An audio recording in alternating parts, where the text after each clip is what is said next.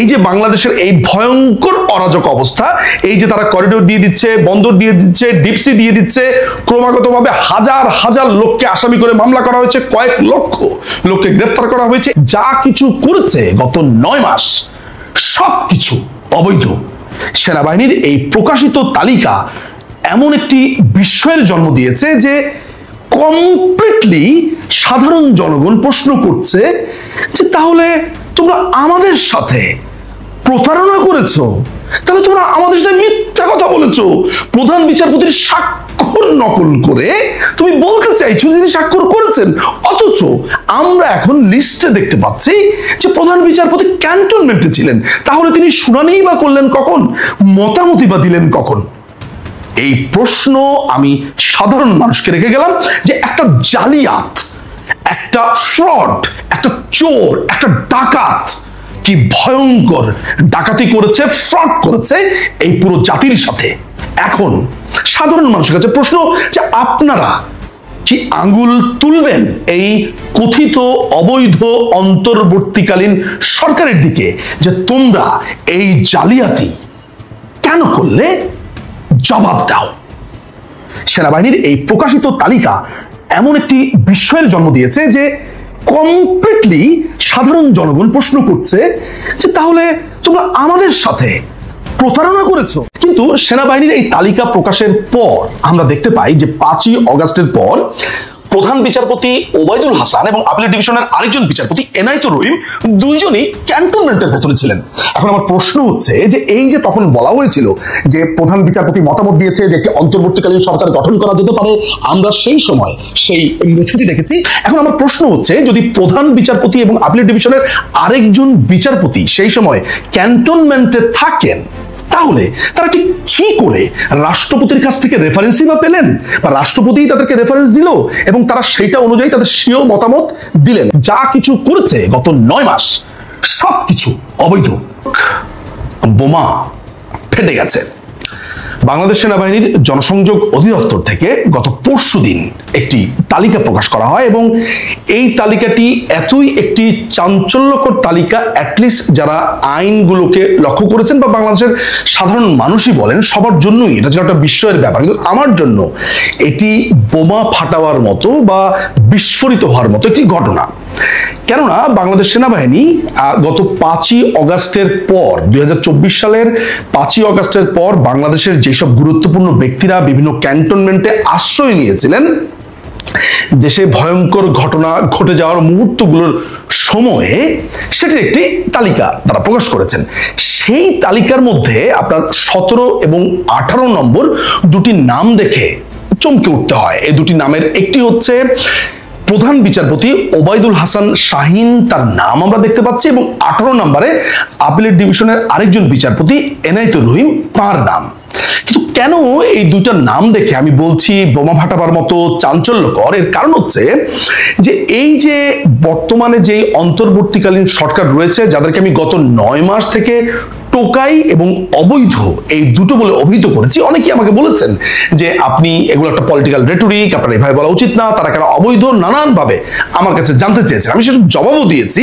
কিন্তু সেনাবাহিনী এই তালিকা প্রকাশ করবার পর যে ঘটনা ঘটেছে আমার মনে হয় সেটা দর্শকদের জানা উচিত। আপনারা জানেন যে অন্তর্বর্তীকালীন সরকার নামে যারা আছে সংবিধানে, এই অন্তর্বর্তীকালীন বা ইংরেজিতে যেটাকে ইন্টারিম গভর্নমেন্ট বলা হয়, তার কোনো রকমের অস্তিত্ব নেই। আপনি সংবিধানের কোনো অনুচ্ছেদ খুঁজে, আপনি সংবিধানের কোনো প্রভিশন খুঁজে, কোনো রেফারেন্সে এই অন্তর্বর্তীকালীন সরকারের কোনো ধারণাই পাবেন না। ফলে এটি কিভাবে গঠিত হবে, কিভাবে গঠিত হওয়া উচিত, এর ফরমেশন কেমন হবে, কতজন থাকবে, এগুলোর কোনো ধরনের রেফারেন্স নেই।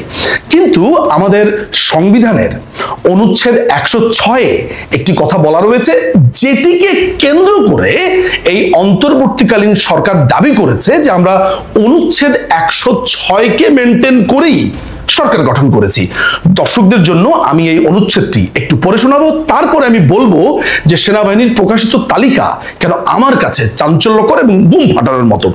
আমি সংবিধানের 106 অনুচ্ছেদ পড়তে গিয়ে যেটা দেখতে পাচ্ছি, আপনারাও জেনে নেন, সেটা হচ্ছে এমন: যদি কোনো সময়ে রাষ্ট্রপতির নিকট প্রতীয়মান হয় যে আইনের এইরূপ কোনো প্রশ্ন উত্থাপিত হইয়াছে বা উত্থাপনের সম্ভাবনা দেখা দিয়াছে, যাহা এমন ধরনের ও এমন জনগুরুত্ব সম্পন্ন যে সেই সম্পর্কে সুপ্রিম কোর্টের মতামত গ্রহণ করা প্রয়োজন, তাহা হইলে তিনি প্রশ্নটি আপিল বিভাগের বিবেচনার জন্য প্রেরণ করিতে পারিবেন। মানে আপিল বিভাগে পাঠাবে তাদের বিবেচনার জন্য, এবং এখানে বলা হচ্ছে এবং উক্ত বিভাগ স্বীয় বিবেচনায়, অর্থাৎ তাদের নিজেদের বিবেচনায় উপযুক্ত শুনানির পর প্রশ্নটি সম্পর্কে রাষ্ট্রপতিকে স্বীয় মতামত জ্ঞাপন করিতে পারিবেন।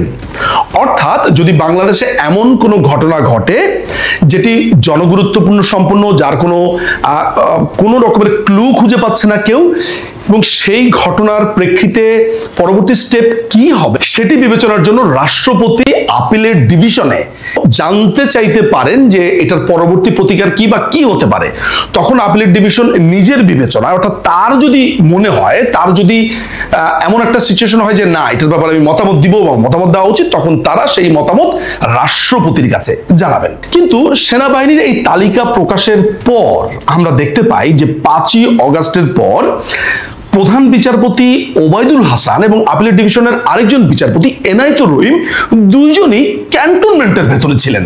এখন আমার প্রশ্ন হচ্ছে যে এই যে তখন বলা হয়েছিল যে প্রধান বিচারপতি মতামত দিয়েছে যে একটি অন্তর্বর্তীকালীন সরকার গঠন করা যেতে পারে, আমরা সেই সময় সেই নথিটি দেখেছি। দর্শক, আপনারা সেই নথিটি সম্ভবত স্ক্রিনে দেখতে পাচ্ছেন। আমার মনে হয় সেই স্ক্রিনটি আমি এমনভাবে দিচ্ছি যাতে আপনারা অল্প করে একটু পড়ে নিতে পারেন। এখন আমার প্রশ্ন হচ্ছে, যদি প্রধান বিচারপতি এবং আপিলের ডিভিশনের আরেকজন বিচারপতি সেই সময় ক্যান্টনমেন্টে থাকেন, তাহলে তারা ঠিক কি করে রাষ্ট্রপতির কাছ থেকে রেফারেন্সই বা পেলেন, বা রাষ্ট্রপতি তাদেরকে রেফারেন্স দিল এবং তারা সেইটা অনুযায়ী তাদের স্বীয় মতামত দিলেন? এখানে কিন্তু আরেকটা কথা বলা আছে যে উক্ত বিভাগ স্বীয় বিবেচনায় উপযুক্ত শুনানির পর, অর্থাৎ সেটার উপযুক্ত হিয়ারিং হবে। সেই হিয়ারিংটা কখন হয়েছে? ক্যান্টনমেন্টের ভেতরে। ক্যান্টনমেন্টের ভেতরে প্রধান বিচারপতি ছিলেন কই? আমরা তো কোনো শুনানির কথা শুনতে পাইনি। এরকম একটা অন্তরীণ অবস্থাতে, এরকম একটা ভয়ঙ্কর অবস্থাতে প্রধান বিচারপতি নিজের যান বাঁচাবার জন্য তিনি ক্যান্টনমেন্টে পরিবার সহ আশ্রয় নিয়েছেন, এবং আপিলেট ডিভিশনের আরেকজন বিচারপতিও সেখানে তার পরিবার সহ আশ্রয় নিয়েছেন। প্রিয় দর্শক, আপনি বলুন তো যে সেই সময় উপযুক্ত শুনানিটা কখন হলো? এখানে আরেকটি চাঞ্চল্যকর তথ্য দেওয়া প্রয়োজন বলে মনে করি। বাংলাদেশ সংবিধানের 106 নম্বর অনুচ্ছেদ অনুযায়ী এই ধরনের জনগুরুত্ব সম্পন্ন বিষয়ে মতামত চাইতে পারেন রাষ্ট্রপতি, যদি রাষ্ট্রপতির কাছে প্রতীয়মান হয়। শুধুমাত্র রাষ্ট্রপতির কাছেই মনে হতে হবে। এখানে কিন্তু পরিষ্কার করে লেখা আছে, এখানে বাট, ইফ, যদি, কিন্তু এগুলো কিচ্ছু নেই।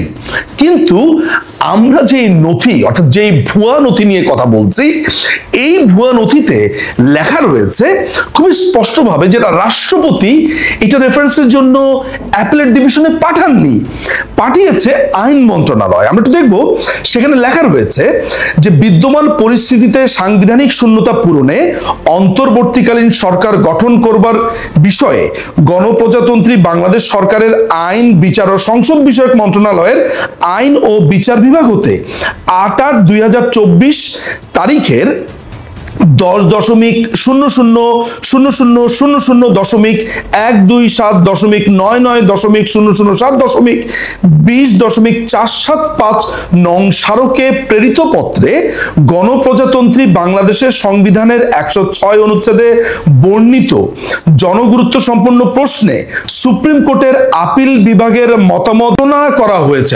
বাট এটা আইন মন্ত্রণালয় চেয়েছে। এখন প্রশ্ন আসছে যে সংবিধানের রাষ্ট্রপতির কাছে প্রতীয়মান হতে হবে, আইন মন্ত্রণালয় কেন পাঠালো আপিলেট ডিভিশনের কাছে? এটা একটা প্রশ্ন বটে, এবং সেটা শুনানিও নাকি এই আসাদুজ্জামান নামে এই ঘুরে এসে জুড়ে বসা এই অ্যাটর্নি জেনারেল করেছে। এটা পুরোটাই একটা ভুয়ার উপরে আবার ভুয়া, অর্থাৎ ভুয়াটাও সংবিধান মেনেও, সংবিধানের কোনো প্রভিশন মেনেও এই ভুয়াটা করা হচ্ছে না, অর্থাৎ ভুয়ার উপরে বাটপারি। তাহলে আমরা যে অ্যাপিলেট ডিভিশনের একটা স্টেটমেন্ট দেখতে পেলাম বা একটি অর্ডার দেখতে পেলাম, যে একটা নথি দেখতে পেলাম প্রধান বিচারপতির স্বাক্ষর সহ, এটা দিল কে? তাহলে এই যে অন্তর্বর্তীকালীন সরকার নামে যে অবৈধ টোকাইরা আছে, তারা প্রধান বিচারপতির স্বাক্ষর নকল করে তার নামে মিথ্যা কথা বলে রাষ্ট্রপতির উপরে দায় চাপিয়ে, অর্থাৎ এই রেফারেন্সটা কিন্তু রাষ্ট্রপতি চাইতে পারেন এই প্রধান বিচারপতির কাছে বা অ্যাপিলেট ডিভিশনের কাছে। তা আমার প্রশ্ন হচ্ছে যে রাষ্ট্রপতি এর আগে বলেছেন যে মাননীয় প্রধানমন্ত্রী তাকে কোনো ধরনের পদত্যাগপত্র দেননি, নাম্বার 1, তিনি জানেনও না। তো তিনি ঠিক কখন প্রধান বিচারপতির কাছে এই রেফারেন্সের জন্য আবেদন করলেন?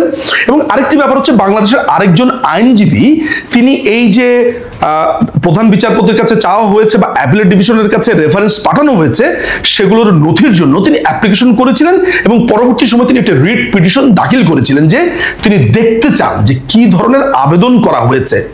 পরবর্তী সময়ে আমরা সেই আইনজীবীর ভাষ্যমতে জানতে পারলাম যে এমন ধরনের কোনো নথি পাওয়া যায়নি এবং পুরো ব্যাপারটি ভুয়া, এবং সেই সময় কিন্তু এটি এক ধরনের আলোচনা তৈরি হয়েছিল। তাহলে উনি যেই কথাটা তখন বলেছিলেন, অর্থাৎ সেই আইনজীবী, যে এই রেফারেন্স রাষ্ট্রপতি কখনোই অ্যাপিলেট ডিভিশনের কাছে চাননি, এটা ভুয়া, কোন নথি পাওয়া যায়নি, সেটি এখন প্রমাণিত হলো। প্রিয় দর্শক, আমি আপনাদের জন্য সহজ করে আরেকবার বুঝিয়ে দেই, সেটা হচ্ছে যে মাননীয় প্রধান বিচারপতি এবং অ্যাপিলেট ডিভিশনের আরেকজন বিচারপতি 5ই অগাস্টের পরে ক্যান্টনমেন্টে থাকার পর এই অন্তর্বর্তীকালীন সরকার একটি সাইন নকল করে, প্রধান বিচারপতির একটি সাইন নকল করে দাবি করেছে যে প্রধান বিচারপতি মতামত দিয়েছে যে অন্তর্বর্তীকালীন সরকার গঠন করা যেতে পারে, যেটা মিথ্যা এবং ভুয়া।